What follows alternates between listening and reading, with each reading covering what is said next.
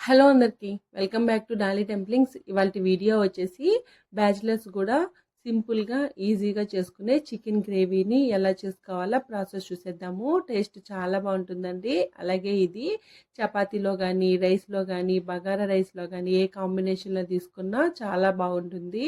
ఇప్పుడు ప్రాసెస్ చూసేద్దాము. దీనికోసం ముందుగా నేను ఇక్కడ ఒక 1/2 kg చికెన్ని తీసుకొని శుభ్రంగా క్లీన్ చేసి తీసుకున్నాను. ఈ చికెన్ ముక్కలను కూడా మీడియం సైజ్ ముక్కలుగా కట్ చేసి తీసుకున్నానండి. ఇప్పుడు ఇందులో 1 table spoon salt, 1/2 table spoon పసుపు, 1 టేబుల్ స్పూన్ కారం, 2 టేబుల్ స్పూన్ల వరకు పెరుగుని వేసుకోవాలి. ఈ పెరుగు పుల్లగా ఉంటే టేస్ట్ అనేది బాగుంటుందండి. ఇప్పుడు ఈ మసాలాలంతా ఈ చికెన్కి పట్టేలాగా బాగా మిక్స్ చేసుకోవాలి. మీకు పెరుగుని వేసుకోవడం ఇష్టం లేకపోతే పెరుగుకి బదులు మీరు నిమ్మకాయను కూడా స్క్వీజ్ చేసి వేసుకోవచ్చండి. పెరుగుని వేసుకోవడం వల్ల ముక్క అనేది సాఫ్ట్గా జ్యూసీగా ఉంటుంది. ఇప్పుడు ఇలా కలుపుకున్న తర్వాత ఈ చికెన్ని ఒక 10 నిమిషాలు పక్కకు పెట్టుకోండి. ఇప్పుడు స్టవ్ ఆన్ చేసుకొని కడాయి పెట్టుకొని ఇందులో 3 టేబుల్ స్పూన్ల వరకు ఆయిల్ వేసుకోవాలి. ఏ నాన్ వెజ్ కర్రీస్లో కానీ గ్రేవీగా చేసుకోవాలన్న కర్రీలో ఆయిల్ కాస్త ఎక్కువే పడుతుందండి. ఇప్పుడు ఇందులో 3 లవంగాలు, ఒక దాల్చిన చెక్కని వేసుకొని ఒక పెద్ద సైజు ఆనియన్ని సన్నగా చిన్న చిన్న ముక్కలుగా కట్ చేసి వేసుకోవాలి. ఇందులోనే ఒక రెమ్మ కరివేపాకును కూడా వేసుకొని మంటని మీడియం ఫ్లేమ్లో ఉంచి ఈ ఆనియన్స్ లైట్గా కలర్ చేంజ్ అయ్యే వరకు వేయించుకోవాలి. ఆనియన్స్ లైట్గా కలర్ చేంజ్ అయిన తర్వాత ఇప్పుడు ఇందులో 1 టేబుల్ స్పూను ఫ్రెష్గా దంచుకున్న అల్లం వెల్లుల్లి పేస్ట్ని వేసుకొని అల్లం వెల్లుల్లి పేస్ట్లో నుంచి పచ్చివాసన పోయి లైట్ గోల్డెన్ బ్రౌన్ కలర్కి చేంజ్ అయ్యే వరకు మధ్యలో కలుపుతూ మంటని మీడియం ఫ్లేమ్లో ఉంచి వేయించుకోవాలి.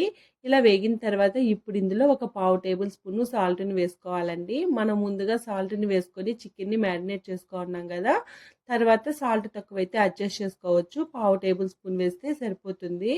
ఇప్పుడు ఇందులో మనం ముందుగా కలిపి పెట్టుకున్న ఈ చికెన్ని వేసుకొని ఈ మసాలా అంతా ఈ చికెన్కి పట్టేలాగా బాగా కలుపుకోవాలి. అలాగే మంటని హై ఫ్లేమ్లో ఉంచి ఒక 2 నిమిషాల పాటు మధ్యలో కలుపుతూ వేపుకోవాలండి. ఈ చికెన్ ఉడికే కొద్దీ చికెన్లో నుండి వాటర్ వస్తూ ఉంటాయి. ఆ వాటర్తోనే చికెన్ అనేది ఉడికిపోతుంది. ఇప్పుడు ఇందులోనే 2 లేదా 3 కారంగల పచ్చిమిర్చిని చిన్న చిన్న ముక్కలుగా కట్ చేసి వేసుకొని ఒకసారి బాగా కలుపుకోవాలి. ఇలా కలుపుకున్న తర్వాత ఇప్పుడు ఇందులో ఒక చిన్న సైజు టమోటాని సన్నగా పొడవుగా కట్ చేసి వేసుకోవాలి. టమోటాని చిన్న సైజు వేసుకుంటే సరిపోతుందండి. మీరు పెద్ద సైజు టమోటా వేశారంటే మాత్రం చికెన్ కర్రీ తీయగా అయిపోతుంది. ఇలా బాగా కలుపుకున్న తర్వాత ఇప్పుడు మూత పెట్టుకొని మంటని హై ఫ్లేమ్లో ఉంచి ఒక 5 నిమిషాల పాటు ఉడికించుకోవాలి. అలాగే మధ్యలో మూత తీసుకుంటూ ఈ చికెన్ని కలుపుకుంటూ ఉడికించుకోవాలండి. లేదంటే అడుగున ఉన్న మసాలా మాడిపోయే ఛాన్సెస్ ఉంటుంది. ఇలా బాగా మిక్స్ చేసుకున్న తర్వాత ఈ చికెన్ అనేది ఒక 70% ఉడికిన తర్వాత ఇప్పుడు ఇందులో 1 టేబుల్ స్పూను కారం, అలాగే 1 టేబుల్ స్పూను ధనియాల పొడిని వేసుకోవాలి. మీకు స్పైస్ ఎక్కువ కావాలనుకుంటే 1.5 టేబుల్ స్పూన్ కానీ 2 టేబుల్ స్పూన్ల వరకు కానీ కారం పొడిని యాడ్ చేసుకోవచ్చండి. ఇప్పుడు ఈ మసాలాలంతా ఈ చికెన్ ముక్కలకి పట్టేలాగా బాగా మిక్స్ చేసుకోవాలి. ఇలా కలుపుకున్న తర్వాత ఇప్పుడు ఇందులో ఒక చిన్న గ్లాస్ నిండా వాటర్ని యాడ్ చేసుకొని ఒకసారి బాగా కలుపుకొని సాల్ట్ సరిపోయిందో లేదో చెక్ చేసుకొని సాల్ట్ని అడ్జస్ట్ చేసుకోవాలి. ఇప్పుడు మంటని మీడియం ఫ్లేమ్లో ఉంచి మూత పెట్టుకొని ఈ చికెన్ కర్రీలో నుండి ఆయిల్ పైకి తేలే వరకు ఈ చికెన్ని మధ్యలో కలుపుతూ ఉడికించుకోవాలి. చూడండి, ఇక్కడ ఆయిల్ అనేది పైకి సపరేట్ అయిపోయింది కదా. ఇప్పుడు కర్రీ అనేది రెడీ అయిపోయినట్టు అర్థం అండి.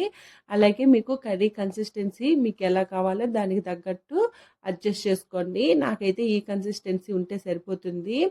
ఇప్పుడు ఇందులో 1 టేబుల్ స్పూన్ గరం మసాలా, అలాగే 1 టేబుల్ స్పూను ధనియాలు, జీలకర్ర, మిరియాలు, దాల్చిన చెక్క, లవంగాల్ని వేయించి పొడిగొట్టుకున్న మిశ్రమాన్ని వేసుకోవాలి. ఇలా వేసుకున్న తర్వాత ఒకసారి బాగా మిక్స్ చేసుకోవాలి. మీకు మరీ స్పైసీగా కావాలి అనుకుంటే ఇందులో ఒక 1/2 టేబుల్ స్పూన్ వరకు పెప్పర్ పౌడర్ను కూడా యాడ్ చేసుకోవచ్చండి. ఇలా బాగా మిక్స్ చేసుకున్న తర్వాత చూడండి, ఇక్కడ కర్రీ కన్సిస్టెన్సీ ఈ విధంగా ఉంటే సరిపోతుంది. ఇప్పుడు ఇందులో సన్నగా కట్ చేసుకున్న కొత్తిమీరను కూడా వేసుకొని ఒకసారి బాగా మిక్స్ చేసుకోవాలి. ఇలా కలుపుకున్న తర్వాత స్టవ్ ఆఫ్ చేసేసుకొని దీన్ని వేడిగా సర్వ్ చేసుకోవడమేనండి. చూసారు కదా, బ్యాచిలర్స్ కూడా ఈజీగా చేసుకునేలాగా చికెన్ కర్రీని ఎలా చేసుకోవాలో ప్రాసెస్ ఏందో. ఈ వీడియో మీకు నచ్చితే లైక్ చేయండి, షేర్ చేయండి, కామెంట్ చేయండి. అలాగే మరిన్ని రెసిపీస్ కోసం మన ఛానల్ని సబ్స్క్రైబ్ చేసుకొని ఈ రెసిపీ మీరు ట్రై చేసి మీకు ఎలా కుదిరిందో కామెంట్ చేసేయండి. Thank you for watching.